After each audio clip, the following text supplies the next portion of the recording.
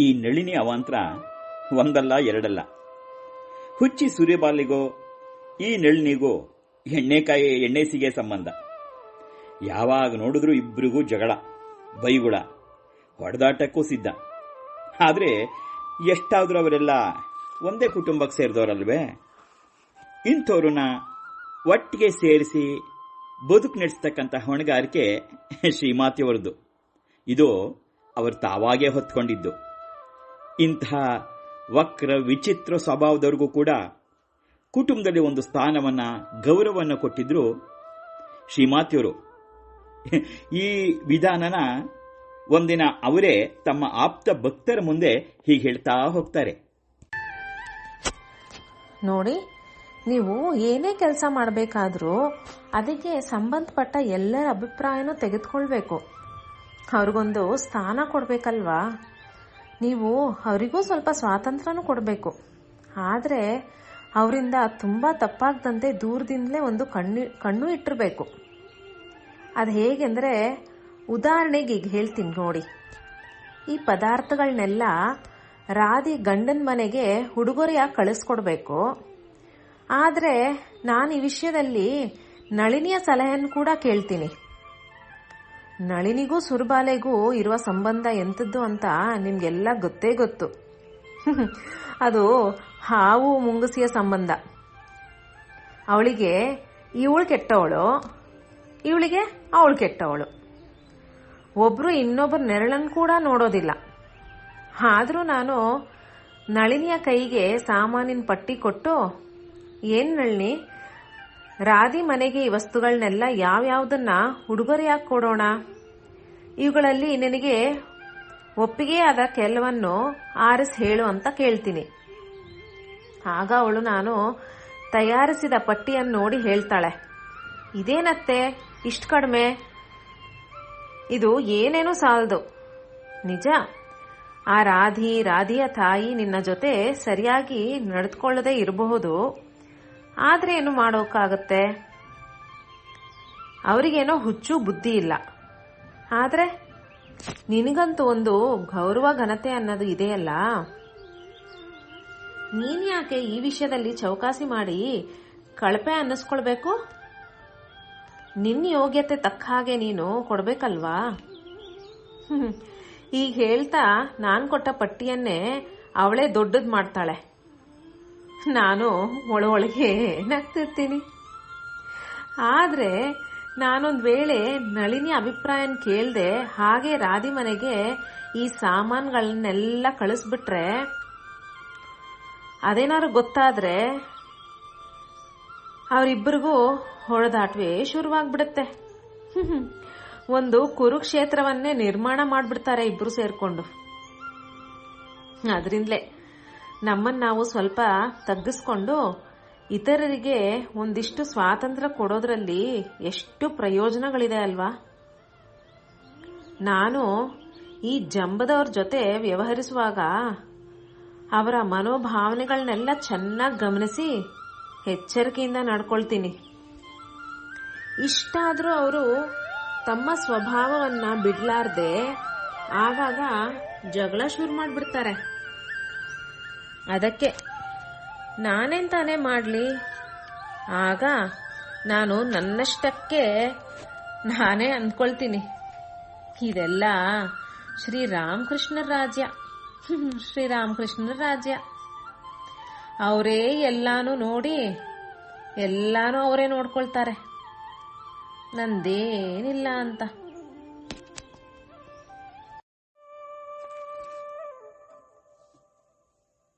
ಸಂಸಾರಿಗಳಿಗೆ ಶ್ರೀಮಾತೆಯವರ ಈ ವಿವೇಕವಾಣಿ ಒಂದು ದಿವ್ಯ ಬೋಧನೆ. ನಾನಾ ಮನೋಭಾವದ ಜನ ಸೇರಿರೋ ಸಂಸಾರದಲ್ಲಿ ಸುಗಮವಾದಂತಹ ಜೀವನ ನಡೆಸಕ್ಕೆ, ತಾಕಲಾಟ ಆಗದೇ ಇರತಕ್ಕಂಥ ಬದುಕು ನಡೆಸಕ್ಕೆ ಈ ಅನುಭವದ ನುಡಿ ಎಷ್ಟು ಉಪಯುಕ್ತ. ನಾವಿದನ್ನ ಆಲೋಚಿಸಿ ನೋಡಬೇಕು, ಮನನ ಮಾಡಬೇಕು, ನಮ್ಮ ಜೀವನದಲ್ಲಿ ಅಳವಡಿಸಿಕೊಳ್ಬೇಕು.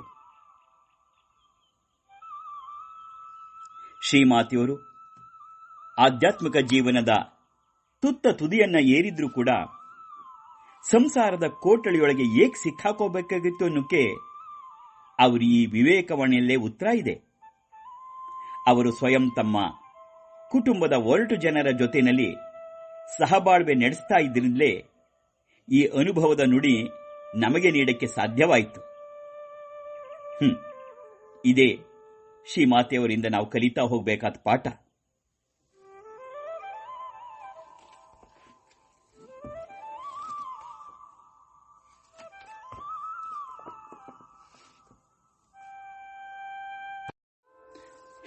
ನಳಿನಿ ಕತೆ ಇಂತಾದರೆ ಅವಳ ತಂಗಿ ಮಾಕು ಅವಳದು ಇನ್ನೊಂದು ಕತೆ. ಇವಳಿಗೋಸ್ಕರ ಶ್ರೀಮಾತೆ ಇವಳ ಅತ್ತೆ ಮನೆಯವರನ್ನ ಸದಾ ಖುಷಿಯಾಗಿಟ್ಟಿರ್ಬೇಕಾಗಿತ್ತು. ಅವ್ರನ್ನೆಲ್ಲ ಸರಿಯಾಗಿ ಉಪಚಾರ ಮಾಡಿ ನೋಡ್ಕೋಬೇಕಾಗಿತ್ತು. ಒಂದು ವೇಳೆ ಹಾಗೆ ಸರಿಯಾಗಿ ಉಪಚಾರ ಮಾಡಿ ನೋಡ್ಕೊಳ್ದೆ ಹೋದ್ರೆ ಸಣ್ಣ ಸಣ್ಣ ವಿಚಾರವನ್ನೇ ನೆಪ ಮಾಡಿಕೊಂಡು ರೇಗಿ ರಂಪ ಎಬ್ಬಿಸ್ಬಿಡ್ತಿದ್ರು. ಹೋಗ್ಲಿ, ಅವರೇನೋ ಬೀಗರು, ಅವರಿಂದ ತಕರಾರು ಹುಟ್ಟೋದು ಸಹಜ. ಆದರೆ ಈ ಸ್ವಜನರು ಅನ್ನಿಸ್ಕೊಂಡವ್ರ ಬುದ್ಧಿ ದುರ್ಬುದ್ಧಿಯನ್ನು ನೋಡಬೇಕು. ಒಂದ್ಸರಿ ಶ್ರೀಮಾತೆಯವರು ರಾಧಿ ಮಾಕು ಇವ್ರ ಜೊತೆ ಕೊಯ್ಲಾಪರದಲ್ಲಿದ್ರು. ಆಗ ರಾಧಿನೂ ಗರ್ಭಿಣಿ, ಮಾಕು ಕೂಡ ಗರ್ಭಿಣಿನೇ. ಹಿಂದೆ ಹೇಳಿದ ಹಾಗೆ ಆ ಸಮಯದಲ್ಲಿ ರಾಧಿಯ ಆರೋಗ್ಯ ಸ್ಥಿತಿ ಗಂಭೀರವಾಗಿತ್ತು. ರಾಧಿ ಆರೋಗ್ಯನೇ ಇರಲಿಲ್ಲ. ಅದರಿಂದ ಅವಳು ಶುಶ್ರೂಷೆ ಕಡೆಗೆ ಹೆಚ್ಚು ಗಮನ ಕೊಡಬೇಕಾಯಿತು. ಶ್ರೀಮಾತೆಯವರು ರಾಧಿ ಬಗ್ಗೆ ವಹಿಸ್ತಾ ಇದ್ದ ಆಸ್ತಿಯನ್ನು ಕಂಡು ನಳಿನಿಗೆ ಹೊಟ್ಟೆಯಲ್ಲಿ ಕಿಚ್ಚೆ ಇತ್ತು. ಮೊದಲು, ಅತ್ತೆ, ಈ ರಾಧಿಗೋಸ್ಕರ ನೀವ್ಯಾಕಿಷ್ಟು ಕಟ್ಟುಕೊಡ್ತೀರಿ? ಅವಳಿಗೆ ಏನೂ ಆಗಲ್ಲ ಅಂತಿದ್ಲು. ಆಮೇಲೆ ಹೊತ್ತು ಗೊತ್ತಿಲ್ಲದೆ ಸುರ್ಬಾಲೆ ಜೊತೆ ಜಗಳ ಆಡ್ತಾ ಇದ್ಲು. ಕಡೆಗೊಂದಿನ ತನ್ನ ಹೊಟ್ಟೆ ತಾಳಲಾರದೆ ತಂಗಿ ಮಾಕುಗೆ ಚುಚ್ಕೊಟ್ಲು. ನೋಡೇ, ಆ ರಾಧಿಗೋಸ್ಕರ ಅತ್ತೆ ಅದೆಷ್ಟು ಖರ್ಚು ಮಾಡ್ತಿದ್ದಾಳೆ ನೋಡು. ನಿನ್ ಕಡೆಗೆ ಅವಳಿಗೆ ಗಮನನೇ ಇಲ್ಲ. ನೀನೀಗ ತಿಂಗಳು ತುಂಬಿದ್ರಿಂದ ಹೆಚ್ಚ ಆರೈಕೆ ಆಗ್ಬೇಕಾಗಿರೋದು ನಿನಗೆ. ಆ ರಾಧಿಗೇನು ಜಾಡ್ಯ ಬಂದಿಲ್ಲ. ನೀ ಸುಮ್ಮನೆ ಇಲ್ಲಿ ಅನಾಧಾರ ಗುರಿಯಾಗಿ ಬಿದ್ದಿದ್ಯಾ. ಬಾ, ನನ್ನ ಜೊತೆ ಜೈರಾಂಬಾಟಿಗೆ ಬಂದ್ಬಿಡು. ಹೀಗೆ ಕಿವಿ ಊದಿದ್ಲು. ತಕ್ಷಣ ಹೋಗಿ ಒಂದು ಪಲ್ಲಕ್ಕಿನೂ ತರಿಸಿ, ಪಲ್ಲಕ್ಕಿ ಸಿದ್ಧವಾಗಿದೆ, ಹೊರಡೋಣ ನಡಿ. ಮಾಕುನ ಹೊರಡಿಸೇ ಬಿಟ್ಲು. ನಳಿನಿ ದಿಮಾಕ್ ನೋಡಿ. ಅವಳು ಶ್ರೀಮಾತೆಯವರಿಗೆ ಒಂದು ಮಾತು ಕೂಡ ಹೇಳಲಿಲ್ಲ. ಅವನನ್ನು ಹೇಳ್ದೆ ತುಂಬು ಗರ್ಭಿಣಿ ಮಾಕುನ ಅವಳ ಮೊದಲ ಮಗ ನ್ಯಾಡನ್ನು ಕರ್ಕೊಂಡು ಜೈರಾಂಬಾಟಿಗೆ ಹೊರಟಕ್ಕೆ ಸಿದ್ಧಳಾಗೇ ಬಿಟ್ಲು. ಆ ವೇಳೆಗೆ ನಾನು ಮಧ್ಯಾಹ್ನದ ಊಟ ಮುಗಿಸಿ ವಿಶ್ರಾಂತಿ ತೆಗೆದುಕೊಳ್ತಾ ಇದ್ದೆ. ಆಗ ನನಗೆ ಹೊರಗಡೆಯಿಂದ, ಏ ಮಾಕು, ಇನ್ನೂ ಕುಳಿತೇ ಇದ್ದೀಯೇ, ಬೇಗ ಬಾರೆ, ನಳಿನಿಯ ಕೂಗಾಟ ಕೇಳಿಸ್ತಾ ಇತ್ತು. ಎದ್ದು ಬಂದು ನೋಡ್ದೆ, ನ್ಯಾಡನ್ ಜೊತೆಗೆ ಮಾಕುವನ್ನು ಕುಳ್ಳಿರಿಸ್ಕೊಂಡು ನಳಿನಿ ಪಲ್ಲಿಕೆಯಲ್ಲಿ ಹೊರಟೇ ಬಿಟ್ಲು. ನಳಿನಿಯ ಈ ದುರ್ವಿನೀತ ನಡವಳಿಕೆಯನ್ನು ಕಂಡು ನನಗೆ ಆಘಾತವೇ ಆಗೋಯ್ತು. ಅತ್ಯಂತ ವಿಷಾದದಿಂದ ನಾನು ವರದ ಬ್ರಹ್ಮಚಾರಿಗಳಿಗೆ ಹತ್ರ ಕರೆದು ಹೇಳಿದೆ, ನೋಡು, ಮಾಕು ಹೋಗುವಾಗ ನ್ಯಾಡನನ್ನು ಕೂಡ ನನಗೆ ನಮಸ್ಕಾರ ಮಾಡಲು ಕರ್ಕೊಂಡು ಬರಲಿಲ್ಲ. ನಾನೇನು ಮಾಡಲಿ? ಮುಂದೆ ಏನಾಗಬೇಕು ಅಂತಿದ್ಯೋ ಅದಾಗತ್ತೆ. ಆದರೆ ನಿನಗೆ ಮಾತ್ರ ಇಲ್ಲಿಂದ ಜೈರಾಂಬಾಟಿಗೆ ಅಲೆದಾಡೋಕೆ ಹೊಸ ಕೆಲಸ ಸೇರ್ಕೊಂಡ್ಬಿಡ್ತೀಗ. ನಾನು ನಿನ್ನನ್ನ ಪ್ರತಿದಿನ ಅಲ್ಲಿ ಕಳಿಸಿ ಅವರ ಯೋಗಕ್ಷೇಮವನ್ನು ವಿಚಾರಿಸ್ಕೊಳ್ದೆ ಹೋದ್ರೆ ಅವರ ಕೋಪ ಇನ್ನಷ್ಟು ಕೆರಳ್ಬಿಡುತ್ತೆ.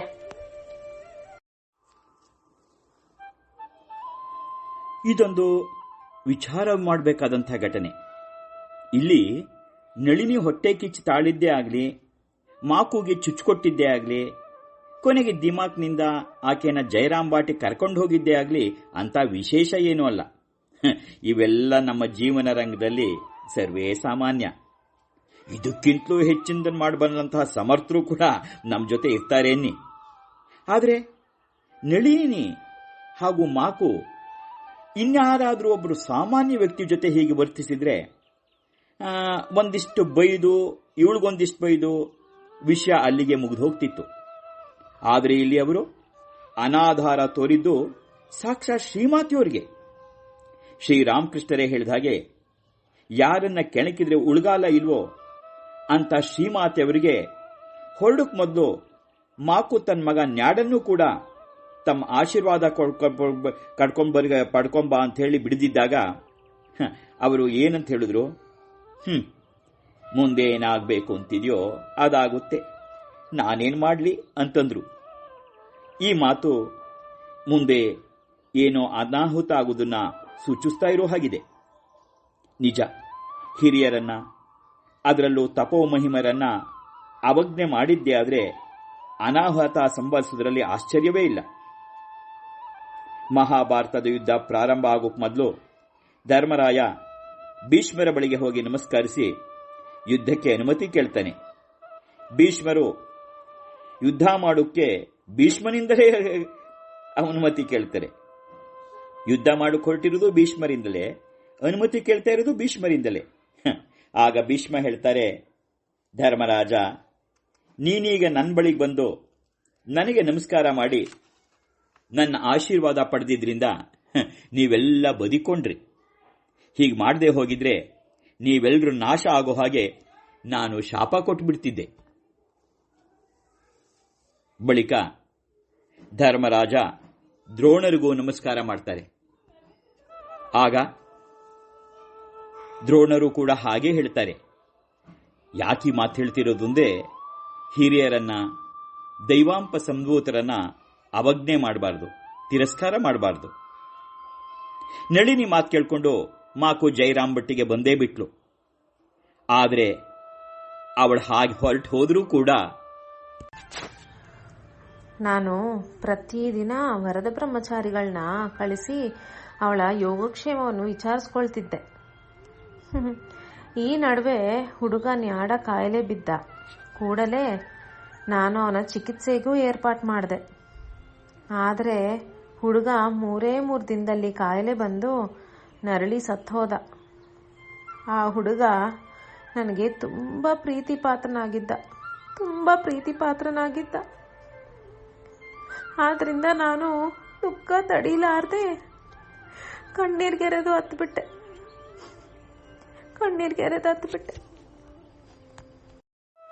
ಅಂತೂ ಶ್ರೀಮಾತೆಯವರು ಮುಂದೇನಾಗಬೇಕಾದೆಯೋ ಅದಾಗುತ್ತೆ ಅಂತ ಹೇಳಿದ್ದು ಇಲ್ಲಿ ದುರ್ಘಟನೆ ಸಂಭವಿಸೇ ಬಿಡ್ತು.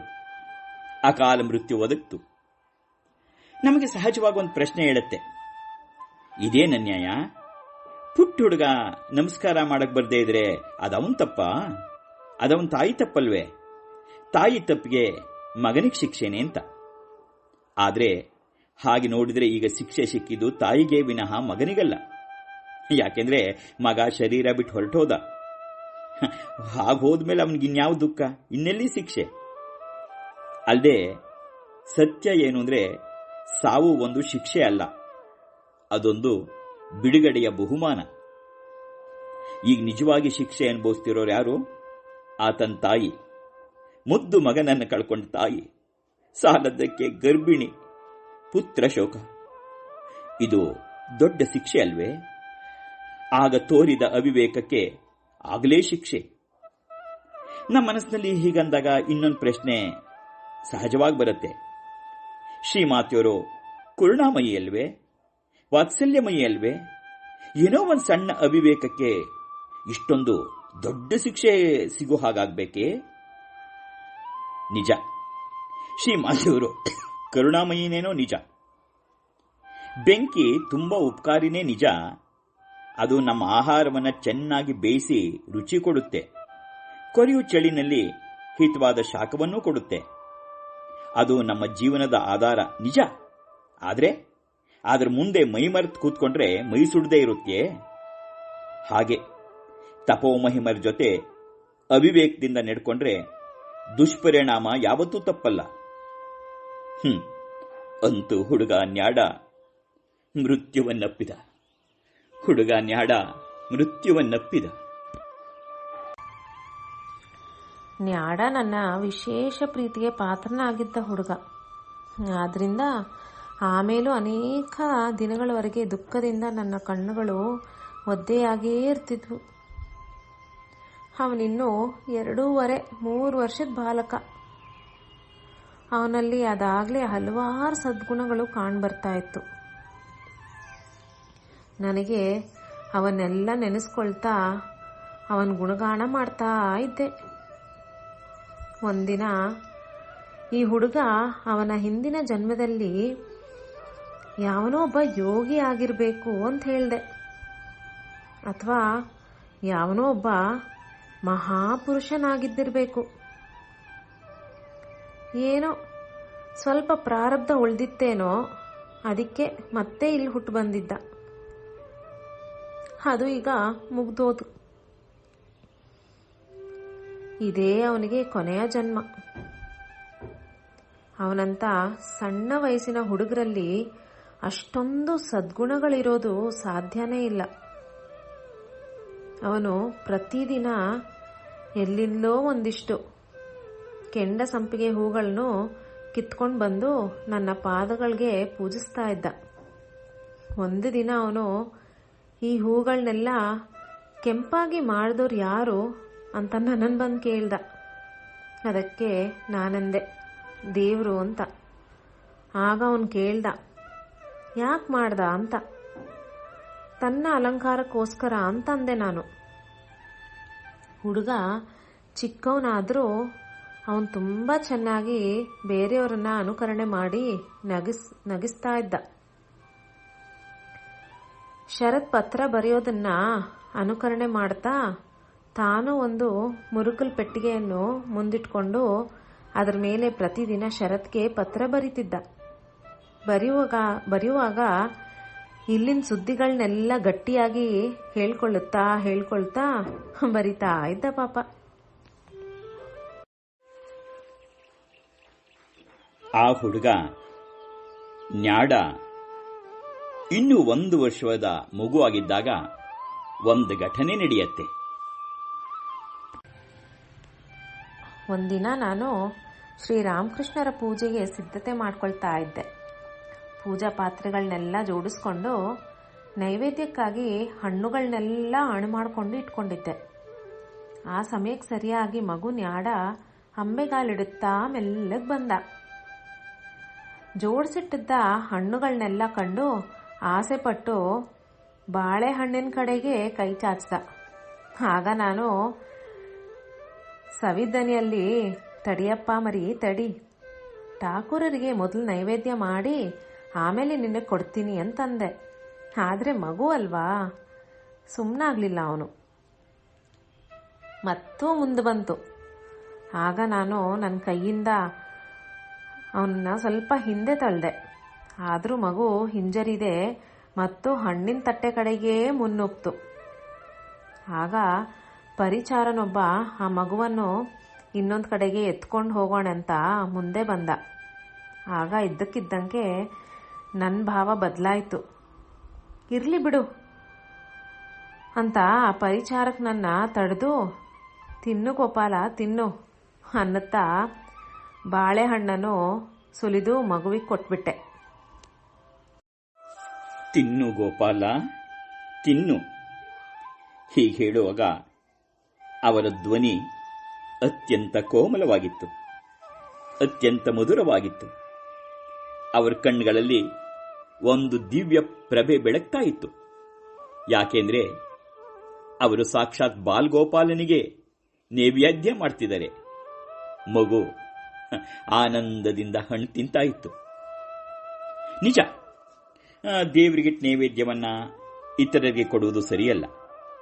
ಶ್ರೀಮಾತೆಯವರು ಶ್ರೀರಾಮಕೃಷ್ಣರಿಗೆ ಮೀಸಲಾದ ನೈವೇದ್ಯಕ್ಕಿಟ್ಟ ಅಡಿಗೆಯನ್ನಾಗಲಿ ತಿಂಡಿ ತೀರ್ಥನೆ ಆಗಲಿ ನೈವೇದ್ಯಕ್ಕೆ ಮುಂಚೆ ಯಾರಿಗೂ ಕೊಡ್ತಾನೂ ಇರಲಿಲ್ಲ.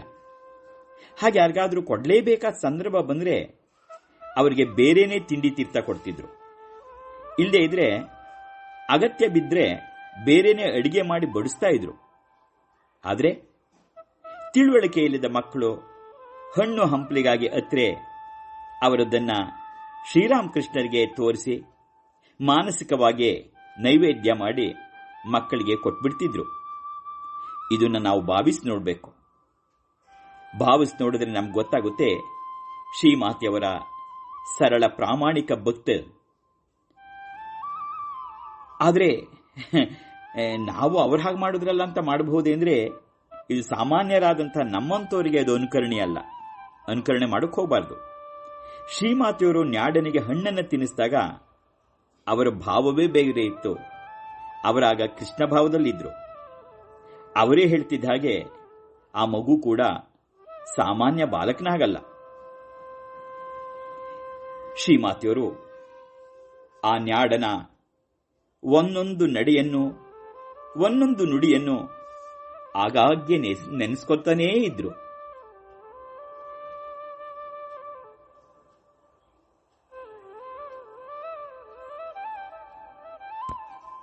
ನ್ಯಾಡ ನನ್ನನ್ನ ಯಾವಾಗ್ಲೂ ಸೀತೆ ಅಂತಾನೆ ಕರೀತಿದ್ದ. ಇದು ನಿಜಕ್ಕೂ ಒಂದು ಆಶ್ಚರ್ಯ. 3 ವರ್ಷದ ಹುಡುಗ ಶ್ರೀಮಾತೆಯವರಲ್ಲಿ ಸೀತೆನೇ ಗುರುತಿಸದಂತೆ.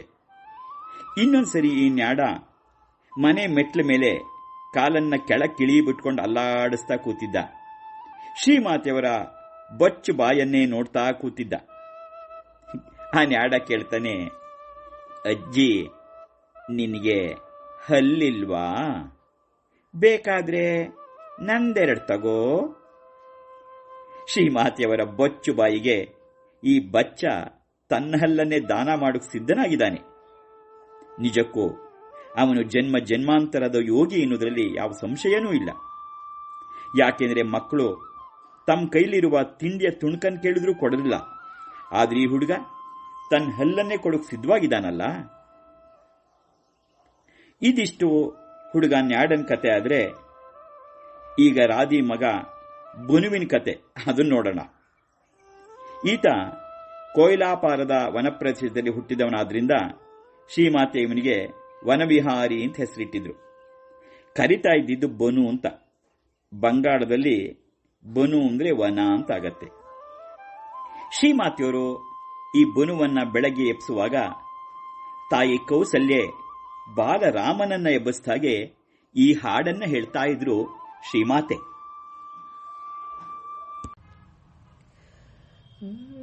ಕಂದನೇ ಏಳೈ ಬೆಳಕು ಹರಿತು, ಕಂದನೇ ಏಳೈ ಬೆಳಕು ಹರಿತು, ಕಂದನೇ ಓ ನನ್ನ ಕಂದನೇ ಪುಟ್ಟ ಕಂದನೇ ಏಳೈ ಬೆಳಕು ಹರಿತು, ಸುರನರ ಮುನಿಹಿತಕಾರಿ, ಸುರನರ ಮುನಿಹಿತಕಾರಿ, ಸುರನರ ಮುನಿಹಿತಕಾರಿ, ಸುರನರ ಮುನಿಹಿತಕಾರಿ, ಕಂದನೇ ಏಳೈ ಬೆಳಕು ಹರಿತು, ಕಂದನೇ ಏಳೈ ಬೆಳಕು ಹರಿಯಿತು,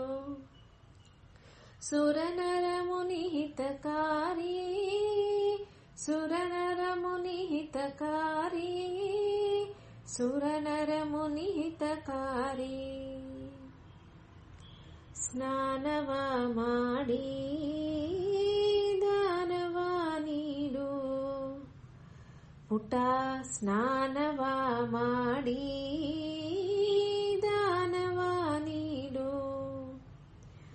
ಗೋ ಗಜ ಕನಕ ಸುಪಾರಿ, ಗೋ ಗಜ ಕನಕ ಸುಪಾರಿ, ಗೋ ಗಜ ಕನಕ ಸುಪಾರಿ, ಗೋ ಗಜ ಕನಕ ಸುಪಾರಿ, ಕಂದನೇ ಏಳೈ ಬೆಳಕು ಹರಿಯಿತು, ಮುದ್ದು ಕಂದನೇ ಏಳೈ ಬೆಳಕು ಹರಿಯಿತು, ಚಿನ್ನಿ ಕಂದನೇ ಏಳೈ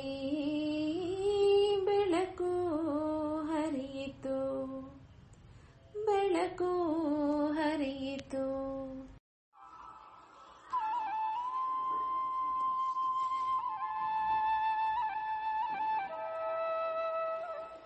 ಶ್ರೀಮಾತೆಯವರ ಇನ್ನೊಬ್ಳು ನಾದಿನಿ, ವರದನ್ ಹೆಂಡತಿ ಇಂದುಮತಿ.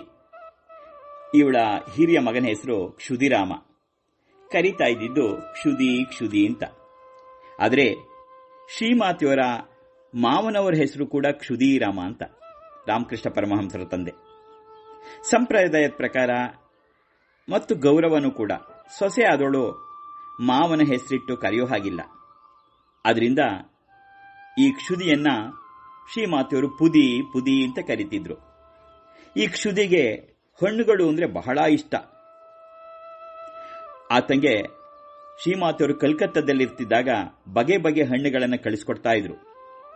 ಇನ್ನು ಜೈರಾಮ್ ಬಾಟಿಲೆ ಇದ್ದಾಗ ಅವರು ತಮ್ಮ ಊಟ ಆದ್ಮೇಲೆ ಹಾಲು ಅನ್ನ ಕಲಿಸ್ತಾ ಕುಳಿತಿರ್ತಿದ್ರು. ಆ ಸಮಯಕ್ಕೆ ಈ ಕ್ಷುದಿ ಅತ್ತೇ ಅತ್ತೇ ಅತ್ತೇ ಅಂತ ಅವ್ರ ಬಳಿಗೆ ಬರ್ತಿದ್ದ.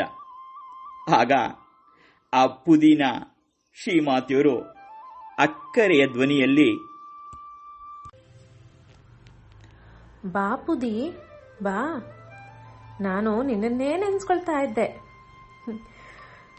ಅವನು ಬಂದ ಕೂಡಲೇ ನಾನು ಎತ್ಕೊಂಡ್ಬಿಟ್ಟೆ. ಆಗಾಗ ನನಗೆ ಯಾರಾದರೂ ತಂದ್ಕೊಡ್ತಿದ್ರಲ್ಲ ಒಳ್ಳೊಳ್ಳೆ ತಿಂಡಿಗಳನ್ನ, ಹಣ್ಣುಗಳನ್ನ, ಅವನಿಗೂ ಕೊಡ್ತಾ ಇದ್ದೆ. ಆದರೆ ಇದನ್ನು ಕಂಡು ಅವನ ತಾಯಿ ಇಂದುಮತಿ ಇದ್ದಾಳಲ್ಲ, ಅವಳ ಎಂತಿದ್ಲು ನನಗೆ, ಅತ್ತಿಗೆ ನೀವು ಅವನಿಗೆ ಇಂತಿಂಥ ರುಚಿಕರವಾದ ತಿಂಡಿಗಳನ್ನ ಕೊಟ್ಟು ಅಭ್ಯಾಸ ಮಾಡಿಸೋದ್ರಿಂದ ನನಗೆ ತುಂಬ ಕಷ್ಟ ಆಗುತ್ತೆ, ಇದು ಒಳ್ಳೇದಲ್ಲ ಅಂತ ಅಂತಿದ್ಲು. ಅವನು ಬಡವ್ರ ಮನೆ ಹುಡುಗ, ನೀವು ಹೀಗೆ ರುಚಿ ಹಿಡಿಸ್ಬಿಟ್ರೆ ಅವನಿಗಿವೆಲ್ಲ ಯಾವಾಗಲೂ ಹೇಗೆ ಸಿಗಬೇಕು ಅಂತ ದೂರ್ತಾ ಇದ್ಲು. ಆಗ ನಾನು ನುಡಿಯೊಂದನ್ನು ಹೇಳ್ತಾ ಇದ್ದೆ, ಹೇಳಿ ಅವಳನ್ನ ಸಮಾಧಾನನೂ ಮಾಡ್ತಿದ್ದೆ. ಜೇ ಕಾಯ್ ಚೀನಿ ತಾರೆ ಜೋಗಾಯ್ ಚಿಂತಾಮಣಿ ಅಂತ. ಜೇ ಕಾಯ್ ಚೀನಿ ತಾರೆ ಜೋಗಾಯ್ ಚಿಂತಾಮಣಿ ಅಂತ ಅಂದ್ರೆ ಸಕ್ಕರೆ ತಿನ್ನುವಂತಾನ ಯೋಗದಲ್ಲಿ ಚಿಂತಾಮಣಿಯನ್ನೇ ಬರ್ದಿರುತ್ತೆ ಅಂತ. ಯಾರು ತಮ್ಮನ್ನು ತಾವು ಉನ್ನತ ಮಟ್ಟದಲ್ಲಿ ಇಟ್ಕೊಂಡಿರ್ತಾರೋ ಅಂಥವರು ಅದೇ ಮಟ್ಟದಲ್ಲಿ ಇರುವಂತ ದೇವರು ಅವರಿಗೆ ನೆರವಾಗ್ತಾನೆ ಅಂತ. ಇನ್ನೊಂದ್ಸರಿ ಹೇಳ್ತೀನಿ ಕೇಳು. ಯಾರು ಉನ್ನತ ಮಟ್ಟದಲ್ಲಿ ತಮ್ಮನ್ನು ತಾವು ಇಟ್ಕೊಂಡಿರ್ತಾರೋ ಅಂಥವ್ರನ್ನ ಅದೇ ಮಟ್ಟದಲ್ಲಿ ಇರುವಂತೆ ದೇವರು ಅವನಿಗೆ ನೆರವಾಗ್ತಾನೆ ಅಂತ. ಇನ್ನೊಂದ್ಸರಿ ಹೀಗಾಯ್ತು. ಶ್ರೀಮಾತೆಯವರು ಕಲ್ಕತ್ತಾಕ್ಕೆ ಹೊರಟಿದ್ದಾರೆ. ಈ ಕ್ಷುದಿ ನಾನು ಅವ್ರ ಜೊತೆ ಹೊರಡ್ತೀನಿ ಅಂತ ಹಠ ಮಾಡೋಕೆ ಶುರು ಮಾಡ್ತಾ ಇದ್ದಾನೆ. ಒಮ್ಮೆ ನಾನು ಕಲ್ಕತ್ತಕ್ಕೆ ಹೊರಟಾಗ ಕ್ಷುದಿ ನಾನು ನಿಮ್ಮ ಜೊತೆ ಬರ್ತೀನಿ ಅಂತ ಹಠ ಹಿಡ್ದ. ಆಗ ಅವನನ್ನ ಸಮಾಧಾನ ಮಾಡಲು ನಾನು ಅವನಿಗೆ ನನ್ನ ಬಳಿ ಇದ್ದ ಒಂದು ಚಿನ್ನದ ಉಂಗುರನ ಕೊಟ್ಟೆ. ಅಲ್ಲದೆ ಅವನ ಕೈಯಲ್ಲಿ ದೊಡ್ಡ ಕಲ್ಸಕ್ಕರೆ ತಂದಿಟ್ಟು, ನಿನಗೆ ನನ್ನ ನೆನಪಾಗಿ ಅಳು ಬಂದಾಗ್ಲೆಲ್ಲ ಒಂದು ತುಂಡು ಕಲ್ಸಕ್ಕರೆ ಬಾಯಿಗಿಟ್ಕೋ ಅಂತಂದೆ.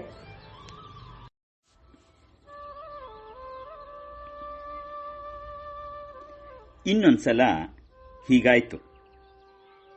ಇಂದುಮತಿ ತನ್ನ ಮಗು ಕ್ಷುದಿನ ಕರ್ಕೊಂಡು ಕಲ್ಕತ್ತೆಗೆ ಹೋಗಿದ್ದಾಳೆ. ಶ್ರೀಮಾತೆಯವರು ಆ ಕ್ಷುದಿಯನ್ನ ಕಂಡು ತುಂಬಾ ಅಕ್ಕರೆಯಿಂದ, ನಿನಗೆ ಕಾಲಂದಿಗೆ ಮಾಡಿಸ್ಕೊಡ್ತೀನಿ, ಹೇಳು ನಿನಗೆ ಯಾವ ಥರದ ಕಾಲಂದಿಗೆ ಇಷ್ಟ ಅಂತ ಕೇಳಿದೆ. ಆಗ ಕ್ಷುದಿ, ಅದೇ ಜಿಣಿಮಿಣಿ ಅನ್ನತ್ತಲ್ಲ ಆ ಥರದ್ದು ಬೇಕು ನನಗೆ. ಅದಕ್ಕೆ ನಾನು ಅಂದೆ, ಭಲೆ ಭಲೆ, ಬಹಳ ಒಳ್ಳೆಯದು. ಬಾಲಗೋಪಾಲನಿಗೂ ಅದೇ ಥರದ ಕಾಲಂದಿಗೆ ಅಂದರೆ ತುಂಬಾ ಇಷ್ಟ. ನಿನಗೂ ಅದೇ ಥರದನ್ನ ಕೊಡಿಸೋಣ ತಾಳು ಅಂತಂದೆ. ಅದೇ ಬಗೆ ಕಾಲಂದಿಗೆಯನ್ನ ಮಾಡಿಸಿ ಹಾಕ್ದೆ ಅವನ ಕಾಲಿಗೆ. ಕ್ಷುದಿಯ ಆನಂದಕ್ಕೆ ಪಾರ್ವೇ ಇರಲಿಲ್ಲ. ಜಿನುಮಿಣಿ ಕಾಲಂದಿಗೆ ಹಾಕ್ಕೊಂಡು ಮನೆ ತುಂಬಾ ಓಡಾಡ್ದ.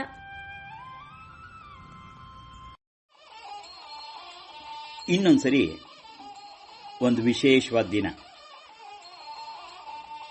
ಭಕ್ತಾದಿಗಳೆಲ್ಲ ಶ್ರೀಮಾತೆಯವರ ಪಾದಕಮಲಗಳಿಗೆ ಪುಷ್ಪಾಂಜಲಿ ಸಮರ್ಪಿಸ್ತಾ ಇದ್ರು.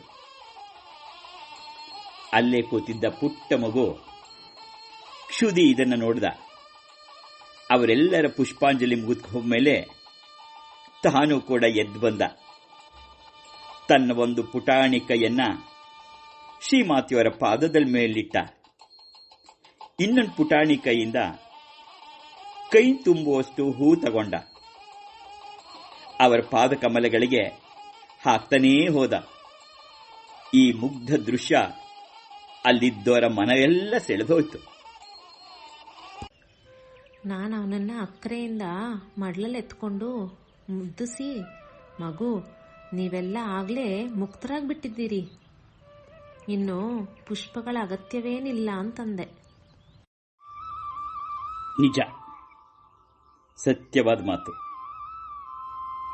ಈ ಮಕ್ಕಳೆಲ್ಲ ತಮ್ಮ ಹಿಂದಿನ ಜನ್ಮದಲ್ಲಿ ತುಂಬಾ ತಪಸ್ಸನ್ನು ಆಚರಿಸಿದವರೇ ಇರಬೇಕು.